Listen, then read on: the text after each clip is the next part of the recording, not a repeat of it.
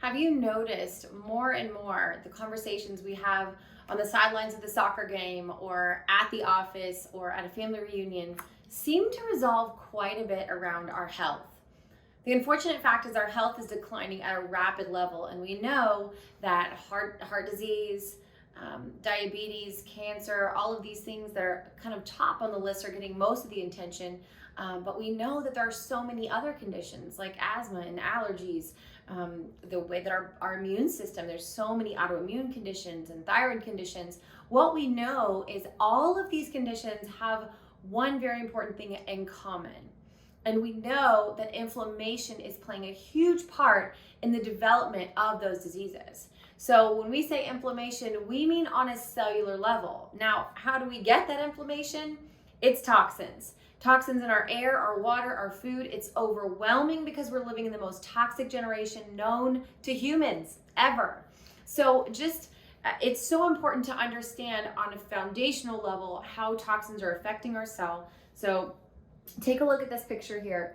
This is a membrane of the cell out here. We've got DNA in there, toxins, we have little mitochondria. A lot of amazing things are happening on a cellular level.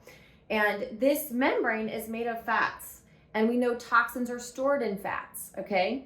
And so out here, we have insulin, thyroid, estrogen, progesterone. We have all of our hormones. Hormones have to bind to a receptor to get their message in the cell, like you can see from these blue arrows.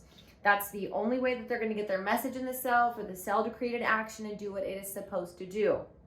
Now we also have toxins being let off, and those have to get out of the cell. So there's a constant exchange of things in and out of the cell if the cell is healthy, right? So now take a look at this sick, inflamed cell. Here's what happens.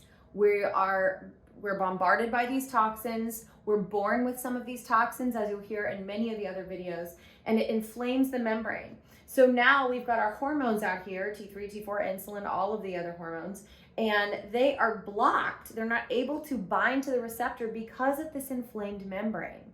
Now you can see how this could be a serious problem, and typically when you don't feel well, you go to your family doctor, your general practitioner, and they're going to run some blood work. And what's going to happen is all those hormones that we talked about that are on the outside, your blood work's going to look fine. But we know that your cells are absolutely not functioning 100%. They're not getting the message in the cell. The other thing is the toxins are building up inside the cell. You're feeling fatigue, brain fog, joint pain, all of these things that we kind of just attribute, oh, I'm just, another year older, or oh, I'm just stressed, but there's nothing I can do about it, right? But it actually is damaging our DNA. So it is so, so important that we understand the foundational gravity of when we have cellular inflammation. It means bigger things. And so in order to really take care of that, Dr. Pompa has put together the 5 R's. Now, there's a specific order that you have to do these things in order to get that healthy cell back. But first you have to remove the source of the toxin. You have to then regenerate that sick membrane, right? You have to regenerate the sick membrane. You have to restore the energy of the cell because it got bogged down because of all the toxins. Then you have to reduce the inflammation throughout the whole entire cell. And then we have to reestablish the methylation, or basically we have to help heal the DNA so that that cell can do what it was designed to do.